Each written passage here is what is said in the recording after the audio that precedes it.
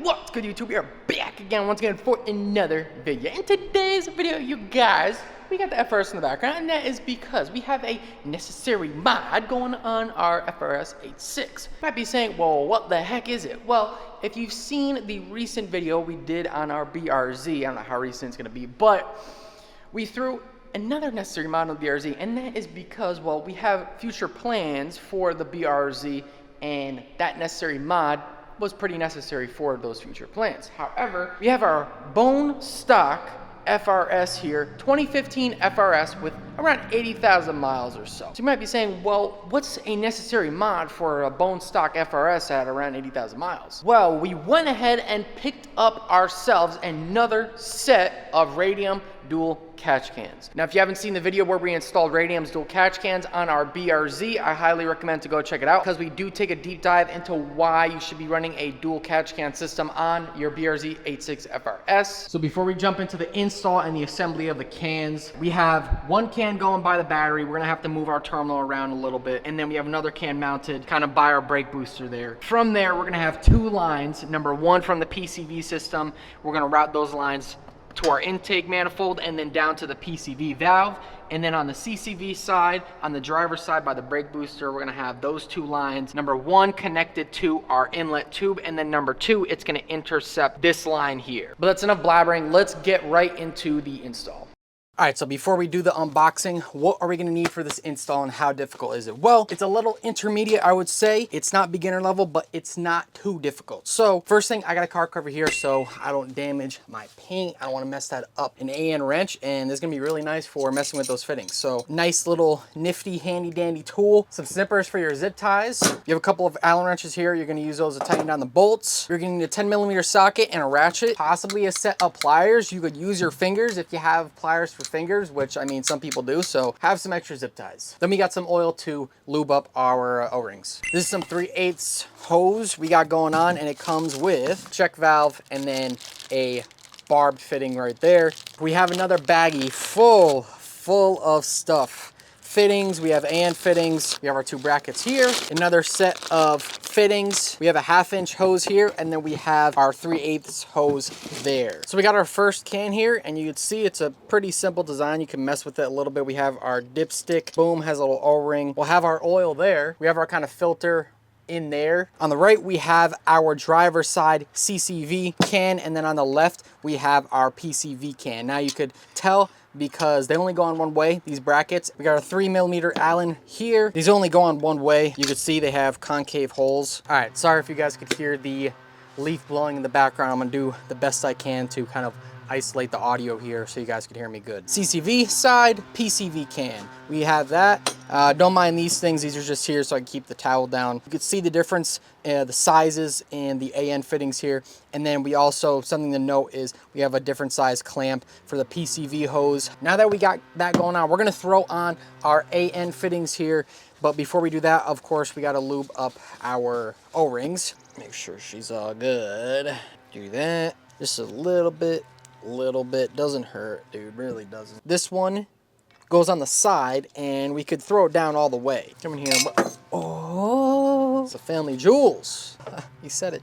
He said jewels. Jewels. I think you're gonna have to take the dipstick out for this. You're not gonna tighten this down all the way, the top and fitting. We'll tighten it down through this Allen here, this Allen bolt. We'll lube up that dipstick O-ring. Just tight till snug. Yo. I love this thing. It's really lightweight, so it's not going to damage the fittings. So we got our PCV side all set up. We got bracket, we got bolts tightened down. We have our top AN fitting in, our side AN fitting in, tightened down all the way. Let's get our CCV side done here. Whoops, wrong way. Hit that O-ring again on the dipstick. So we'll set our CCV can off to the side there. We will take our PCV can over to the car. I'll see you guys there. Okay, so we have our PCV side can all assembled here. If you did get the drain kit, then we connected our hose to the bottom here. We just secured it. We tightened it down with a zip tie. If you have a hose clamp, I will use a hose clamp. I don't have this size hose clamp with me, so I'm just gonna use this for now. If you do have the drain kit, then you could just toss this line to the side. We'll mess with that at the very last. We're gonna have to move our harness here because our can is gonna sit right in this area.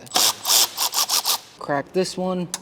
This is the ground cable by the battery here. I went ahead and attached the top mount hose. One thing I do want to point out is that this is the PCV side, and you're going to have a 3/8 AN fitting up top, the top mount one. The CCV side is going to be all 1/2-inch hoses. We have the ground cable disconnected. We're going to go ahead and disconnect the fender bolt in the back here.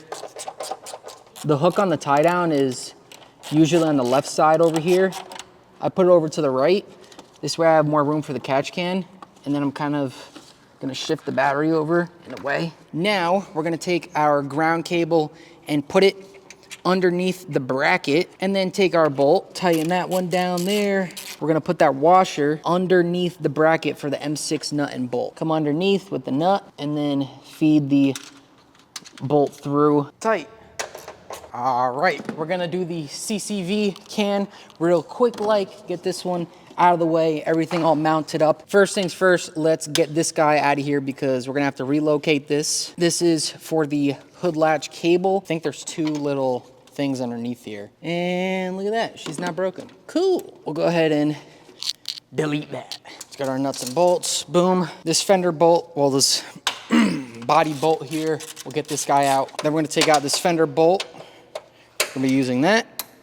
The hood latch cable, you kind of bring it up here. We're gonna bring it up and zip tie it to the washer fluid hose here, but we'll do that in a minute. So let's first get this can all settled in. Make sure our drain hose is not in the way. We're gonna feed the bracket underneath the hose there, the washer hose, and then the cable hood latch is gonna go underneath the bracket. There's gonna be enough room. We'll go ahead and get the washer on to the back there, get our bolt, another body bolt in, and then we'll do our M6 guy here. Washer underneath. Tighten these guys down.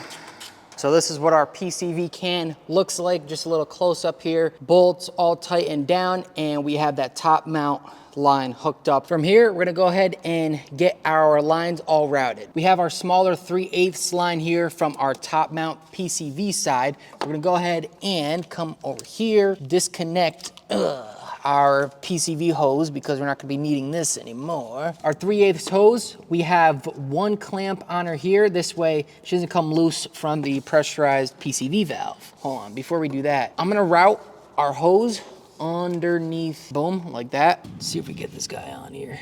If your hose doesn't go on as easy, you can put a little bit of oil inside the hose there. To show you guys what I did here real quick, I'm rerouting the lines and just kind of getting them where I want them to be. Loosened up our positive terminal here, and we kind of shifted it, I would say 90 degrees or so, because the side mount AN fitting, the way, if you don't rotate this positive terminal, which I didn't really see in the instructions, if you don't rotate this positive terminal, the side mount is gonna hit it. So rotated this out of the way, kind of got this guy set up to where I want him to be. Made the lines adjacent here, and then we have our line reaching our intake manifold.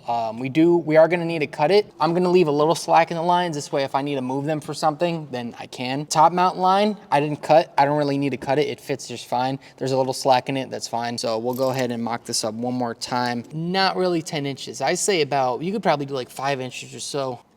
I'll go. We're gonna go ahead and put this.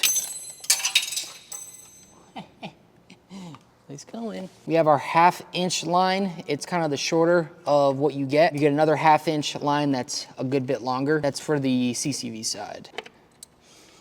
There we are.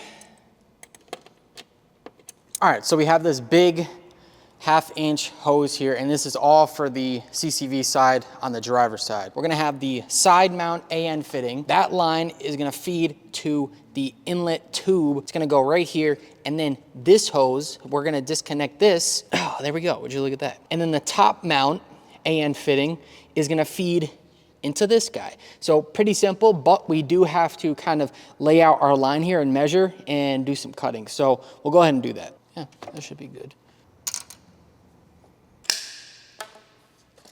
So we have our pack with our 2 fittings right here, the barbed fittings. Only one of these fittings is gonna go in our line we're cutting right now. The other fitting is gonna go in the second line we're gonna cut. We went ahead and put some oil on the barbs and in the tube there to make it a little easier to get in. These barbed fittings, if you guys don't know, once you put them in the hose, they hook onto the hose, and that's how they're so tight and they're so tough to get on. You could put this end on something downwards and then put your body weight onto the hose, but you do wanna make sure that the hose seats all the way on to this piece here. You see how there's like no space in there? So you don't wanna give up trying to get this hose on the barb fitting, because that's how leaks happen. And what you could do to get this off is you could take a razor blade and cut right down the middle, and then you could just open it that way. So we could get this guy all hooked up here. The way I have this hooked up, well, aligned, is so I could read the 1/2 inch, basically. I could read what size it is, like it's showing towards the front of the car, because I don't want the words to be upside down. Get it right on that inlet tube. We'll put it to the side like that. We might cut like maybe 2 inches off of it, but for now, I think it's fine. We could always take this end off, cut it a little bit, and then do it there. But like I said, you always wanna cut little by little, because let's say we cut too much, then we're screwed. So we're gonna take this guy now and see how much we need. Before we cut the hose, I kinda wanna put this guy in here. We're gonna turn the hose this way, kind of right above the fuel line, under the AC line there. Now that's a clean cut. We haven't tightened these 2 fittings down all the way yet with our AN wrench. Just keep that in mind. You can if you want. We have the smaller side on the left. We'll retain that and do the same thing for this clamp. There we go. All right, so we took this much off of our hose going to the inlet tube, which is the side mount. We took a little bit off just to have a little less slack. But from here, what we can do is we could zip tie, tidy up our lines here. So before I snip them, I do want to show you the PCV side, the way I kind of routed the hoses. I didn't have to cut the PCV side hoses. All I did was just kind of reroute them differently. I don't have the dipstick in right now on the can, because for me to route the hoses the way I wanted, I had to take it out. So we'll figure that out in a minute, but this is how I kind of have them routed. Zip tie up here, 2, 3, right there, this kind of area, zip ties, and then routed underneath the AC line, and then boom, zip tie up top here. You're gonna need a few extra zip ties, so I recommend grab a few extra zip ties. But yeah, that's the PCV side routing for the hoses. We'll go ahead and snip those. And then over here, the CCV on the driver's side, we're kind of all set. The fittings all tightened down, like this side is ready to go, everything is tight. This side's pretty easy, pretty simple. Underneath the strut bar, zip tie, 2, 3 zip ties there, and then meets right here, and then we have boom, right there. We're about to set up the drain lines, but I just wanted to get the kind of routing of the main lines out of the way here. So we're gonna go ahead and snip these, get these all tightened down all the way. So for the drain valve and the lines here, nothing too complicated. This is how we routed the PCV side. So just kind of tucked it between that bracket down by the battery there.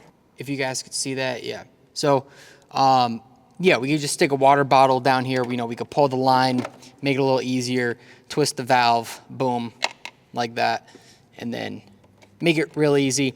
This line here is about 3 inches. That's enough to go on the barb fitting, and then a little more to, you know, have some flexibility there.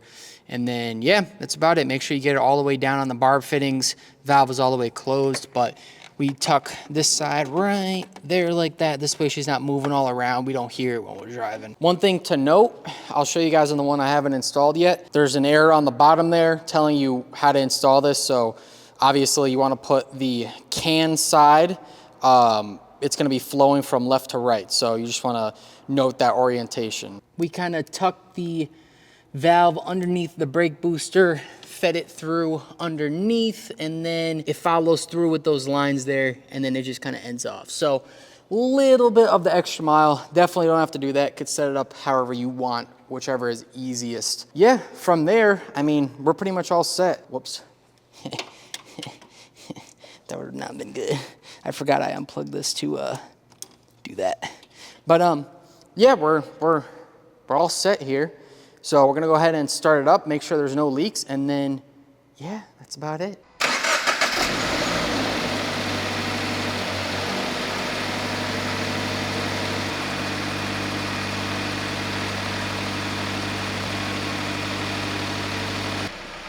Alright guys, I do think that's enough spot as any to wrap up today's video. I do hope you guys learned something in today's video on how to install some dual catch cans on your FRS 86 BRZ. If you guys enjoyed today's video, be sure to give me a like down below. It really does go a long way, and while you're down there, consider subscribing. That shows me you guys like what I'm doing here, and I could do more. Other than that, as per usual, I want to give a shout out to Hachi Electronics. He's a Supreme BRZ man, 86 master of electronics. Go check him out. Description down below, and while you're down there, you can check me out, Jules, on the socials, Instagram, TikTok, all that cool stuff. I like posting behind the scenes, some pictures, all that cool stuff. So go check me out, go check out Hachi, and use code Jules10 for that 10% off. Other than that, I think I'm gonna get the heck up out of here, and I'll see you guys in the next one. Woo. Peace. Ow.